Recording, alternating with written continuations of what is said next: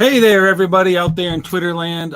Ginger here. I am flying solo tonight, as you can see, because I didn't adjust to hide my mess. So look at that. Boom. There, different mess. Okay, so, yeah, I'm flying solo tonight. We actually weren't even supposed to do any sort of a show tonight because I was going to be out hunting with my son, but they didn't work out for a variety of reasons that I will not bore you with. And I'm done moving around so much, I promise. Yeah, I won't bore you with the reasons. Suffice to say, I'm not hunting. So I decided, you know what? Why not do a little show?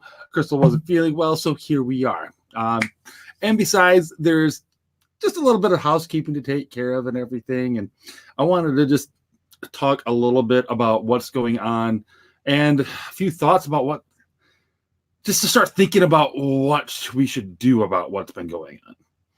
Okay, so let's just jump right into it with YouTube.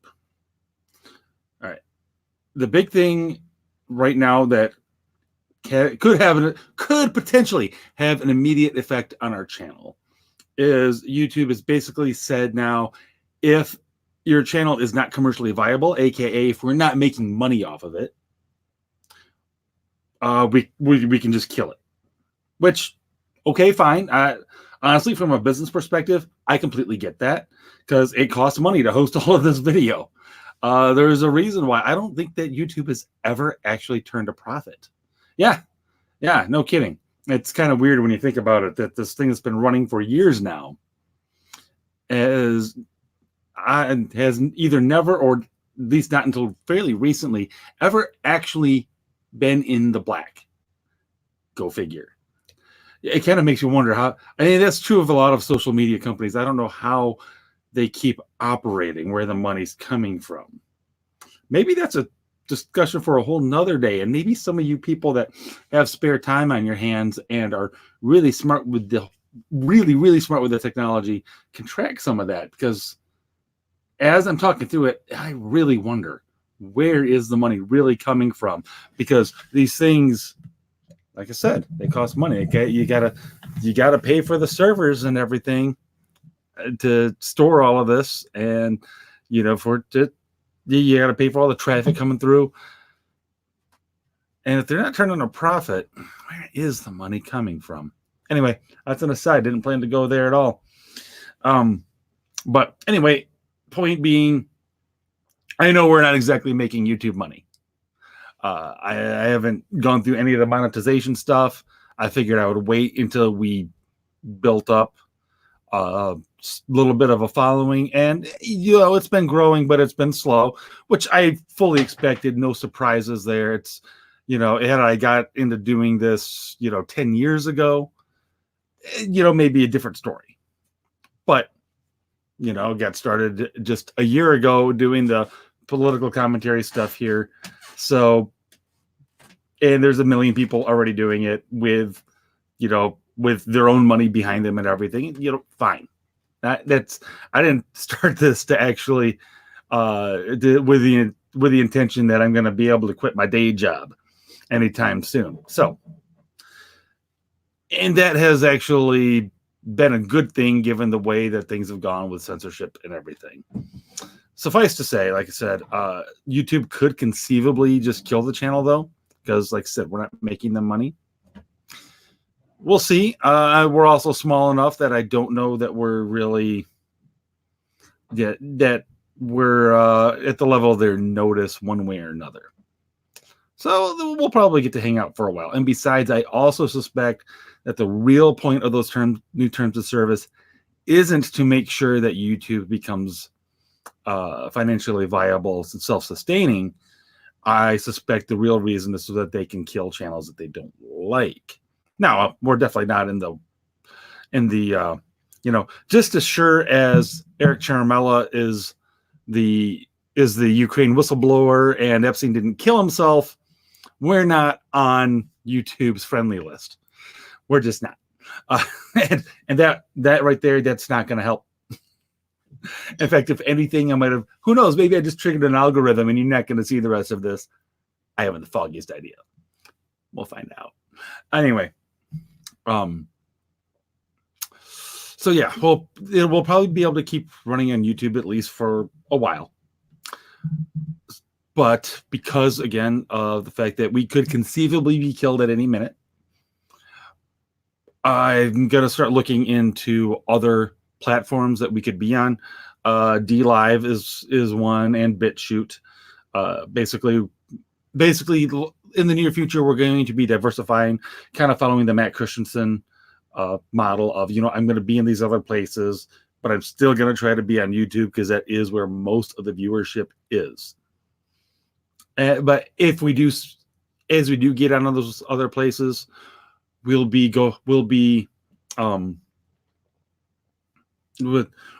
posting links and everything, so you can find us in those other places as well, should things go awry. We're also available on audio through Anchor.fm. We're available on Spotify and a few other platforms. So the video isn't a massive component of the show, so therefore we could always just keep doing this audio. So we're not going to stop doing this, is the point. It's just a question of where people will be able to find us going forward in the future. Now, I've been dancing around the other significant things going on with YouTube, and that's the censorship stuff.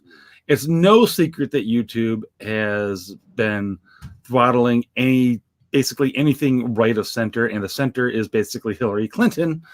So if you're to the right of Hillary Clinton, YouTube's probably screwing with you, at least if your channel big enough to, reach your level of notice. Now, excuse me. If you're, I don't know exactly what that level is. I haven't the foggiest idea. We're probably not at it, which isn't the worst thing ever, like I said. But here's where we're at as far as the censorship goes. I do believe YouTube, Twitter, Facebook, they're trying to prevent the next Steven Crowder, the next Matt Christensen, people big enough to have an influence, people big enough for people to notice if they kill the channel. Let's face it, the number of people who are going to notice if this channel goes away are in the dozens, maybe. If somebody they kill Crowder, we're talking millions of people that are going to notice that. That's front page stuff. Christensen, you're in the level of thousands, probably tens, maybe hundreds of thousands. I don't know how many subscribers he has, but enough to get attention. So they're not likely to just flat out kill any of these. Now, as an aside, I pay attention to other things other than just politics and culture. Pay attention to a lot of movie stuff, and they're having their issues too lately. There's some new law or regulation, whatever, called COPPA for short. I don't know much about it, but I know it's making things harder for a lot of non-political channels. So in addition to trying to kill any sort of basically political dissent, YouTube is also they're playing gatekeeper. They're trying to protect the legacy media. Unless you're already a big established name, thou shalt need not apply, is what we're getting at here, is where things are going. Again, with those terms of service, if you're not commercially viable, well, guess what? It's going to be hard to become commercially viable if YouTube doesn't give you the room to grow and develop. And as we know, they basically curate the trending pages. They curate a lot of the recommended pages so that, you may or may not see the stuff you actually want to see. You certainly are less likely to see stuff they don't want you to see. So yeah, that's going to basically, if you're not already big, you're going to have a really hard time getting big. And that's probably pretty much across the board, regardless of the political nature of your content. Now, again, but I brought up Christensen for a reason. For those who pay attention to him and his channel, he's been getting screwed with hard the last couple of weeks, to the point where YouTube has taken his channel and in the middle of a stream, in the middle of a live stream, they forced it from public to private. Would not let him unlock it, would not give him any real answers as to why. Then he gets, then they accuse him of making a credible threat to life in the stream. There wasn't one, but that's beside the point. He was talking about Eric Charmella. Again, I don't care. I'm not depending on this for my livelihood, and neither is anyone else. So Eric Charmella, Ukraine whistleblower, Epstein didn't kill himself. Suck it. Wiki. But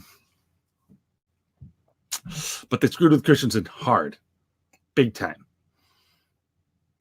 And they've been screwing with Tim Pool. Also, I mean, these guys, they're like B plus level as far as their subscriber count and everything goes on YouTube. These are big channels, and they're screwing with them. So that really tells me that they're not just gatekeeping. They're trying to kill people that are threatening the legacy media. Again, they're going to have a harder time with people like Crowder because, one, he's got a half Asian Kraken, and two, he's just got millions of subscribers. It's going to be harder to smack him down, but they can screw with him and limit the influence and get away with that. But Christensen, Pool, like I said, they're killing streams. They're forcing like Tim Pool to delete certain videos, or they're not putting certain videos in the recommended feeds. He got suspended on Facebook for daring to voice the name Eric Charmella. It's crazy. It's getting crazy towns out there. Just flat out, absolutely bat crap crazy. Throw in a video that I watched last night, which was about England removing Orwell's books from the curriculum. I was like, wait a minute, what? And of course, I was sharing that with my daughter earlier today. She's like, why would they be doing that? I'm like, I don't know. Why would an increasingly tyrannical government want to remove books about tyrannical governments? I don't know. Figure it out. Point is, the elites are they're increasingly trying to control the narrative. And right now, and the fact is, they've been doing it for a while. The internet and social media has, for years, been our means of pushing back on them, of doing the investigative work that the mainstream reporters have flat out refused to do, have sometimes buried their heads in the sand and looked the other way, intentionally not looking where they might find answers. I mean, just look at the whole Epstein thing and Amy Robach, whatever her name is, being on that, getting that video put out, complaining about not being able to put out her story about Epstein 3 freaking years ago because ABC killed it. NBC, they remember the whole Trayvon Martin, George Zimmerman thing.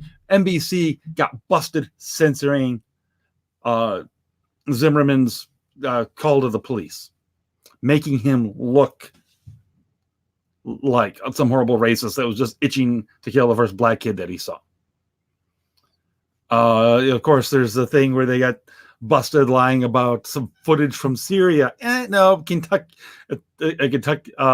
really badass Kentucky gun range. And there is a huge list. You got Brian Williams lying about places that he'd been. You got Dan Rather making up stuff about George Bush. The list is huge. If I were to actually sit down and do the research and compile the amount of times the mainstream media has been caught red-handed with verifiable evidence lying to people, the list would be huge. Our stream would not be enough to go over it. And now they're bringing that same mentality into social media. You are not allowed to question it. You are not allowed to expose them. I don't like where this is going at all. For anyone who's read enough history and can just see where stuff is going, yes, you don't even need to read much history. To be perfectly honest, just look at the trajectory. Look at the direction that things are going. They're distracting us, frankly, with bread and circuses. That's what this whole impeachment nonsense is. This is political grandstanding on both sides of the aisle. It's insane. It's ridiculous. Nobody's actually doing or saying anything of substance. Yeah. You got some Republicans who are asking right questions of the witnesses, but it's all just grandstanding. Go dig into their voting records. They're atrocious. This is just a chance for them to look good for votes in November. That's all this is. Everybody's just keeping their base riled up. It's all just manipulation. Yeah, I'm going off on a bit of a rant here. But you know what? We need the rant. But we need more than that. We need to figure out, how are we going to keep trying to push back against this? How are we going to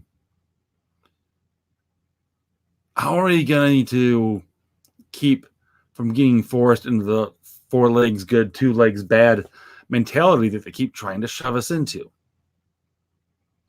And the best answer I can think of is going old school. Stop relying on the social media. Stop relying on the internet. Because you can't trust what's getting put out anymore. So much of it is being manipulated, even in innocuous things.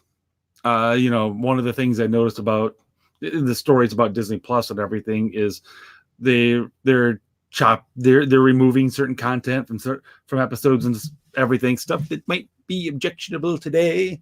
They're editing stuff in real time.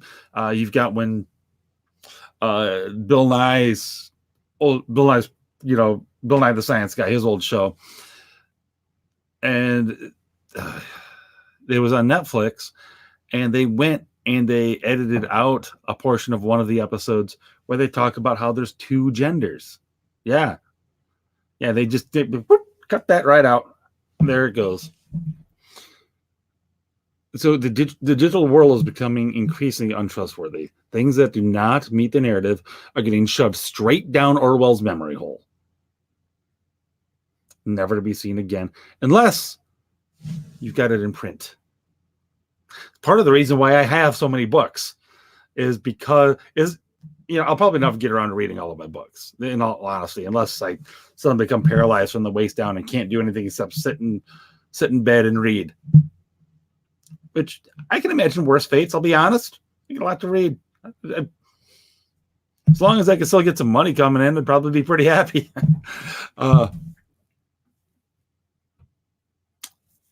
But nobody can come behind and change that. That is what it is and will be until some stormtroopers come and throw it on the fire. Can't change it. You can only try to erase it by force. So my recommendation would be to read a lot. Not just watching videos like this. Open up a book, read your history, read your philosophy, read your religion, read your theology. because regardless of what your religion is, I'm not trying to tuck you into something here, but because I guarantee you, the people, the censors, the elites, they've got their own theology. They might not call it that, but they're operating on a certain understanding of the way the universe works. And it's essentially, it's a theology. They have their God or gods, whichever. And also, they will use yours against you. So you better know yours so you know when they're lying to you about it. Because they will. They do. All the time. Same with your history. Same with your philosophy. Learn these things. And insofar as you're capable, start trying to form some real world relationships out there. Because here's the thing. They might, they start booting people off or whatever off of social media. That network could conceivably go away. You're gonna need people that you know in real life to back you up, to form the old school communities with. In the meantime, before we get to full on boogaloo, because I'll be honest, I think we're heading there. I don't like it. I don't want it. I really don't, because I've got kids. The last thing I want is to be like, okay, little Johnny, remember, breathe out when you pull the trigger to shoot the stormtrooper that's coming. No, that's not what I want. Not what I want. I don't want that at all. For the people that are watching out, for CIA Tom out there, I'm not advocating that. I don't want it at all. I just think we're heading that way. Barring divine intervention, I don't see how we get out of it. Sucks. It'd be nice to live in boring times, wouldn't it? But in the meantime, and in addition to trying to form those, in real life relationships with people, a network of people that you can trust, that you can discuss with, we may need to take this show underground a little bit. And what do I mean by that? It's a good question. I'm trying to figure that out right now. I've been talking to some people about forming a network of more or less like-minded shows to, just one, support each other, give each other a little bit more visibility, make us more commercially viable. That's true. But also just to have that network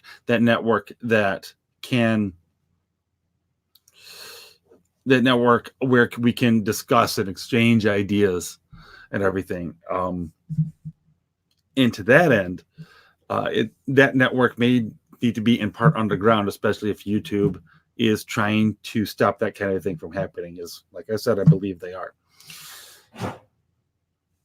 So find these shows, these little ones like Fighting the Void, Truth Cigars and the American Way, my friend David Borman, find him, and watch these shows, comment, email them, share them through email, tell your in real life friends about them, not to make commercially viable, but to help keep things like this, these ideas that push the narrative, that refuse to conform, alive. And again, none of us are big enough. We're not making our livelihood off of this, so we can afford to just give you the unvarnished truth as we see it, without having to worry about whether or not we can pay our electric bill. Because guys like Christensen and Poole, they have to think about that sort of thing.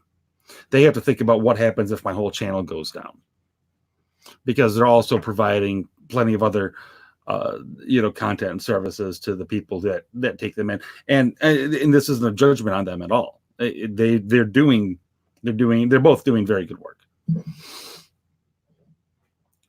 But they're in part hamstrung by their success to an extent that they're able to fight back.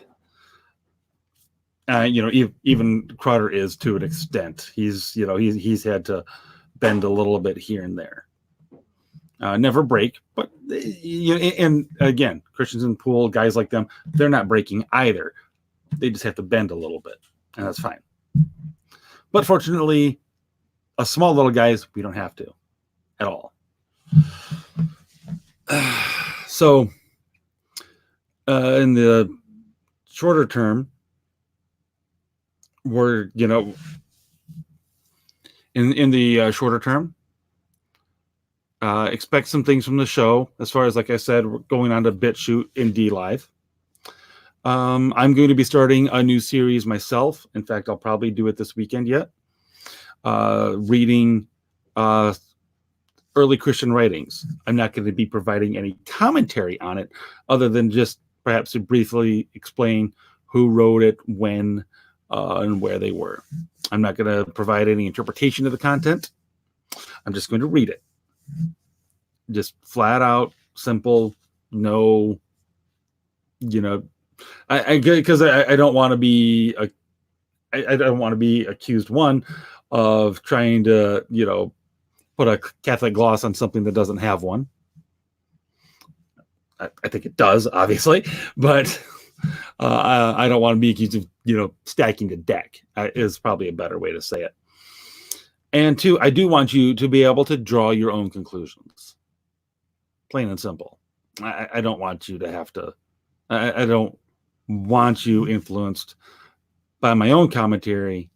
Just, hear it, read it for yourself, and draw your own conclusions. Also, expect more from Crystal and Red together on the, on the channel. I think that'll be a lot of fun. They're both two of my favorite people, not just online, but favorite people, period. So I'm happy that they've got this going. Make sure you tune in anytime that they're on. And I think that about wraps it up for now. But stay tuned. There's going to be more to come on this whole YouTube censorship thing, on what we're doing with the show to fight against it. And again, pay attention to what's coming down. Read, and if you are religious, pray, because we're in a time when we need it a lot more. I'm not going to say more than ever, because the world has seen some really, really bad times, but we need it now more than we have in a while. And with that, we've talked a lot about the fight, and we need lots and lots of people to keep on fighting the good fight. So, until then, remember, as sure as Eric Charmella is the Ukraine whistleblower, Epstein did not kill himself, and keep on fighting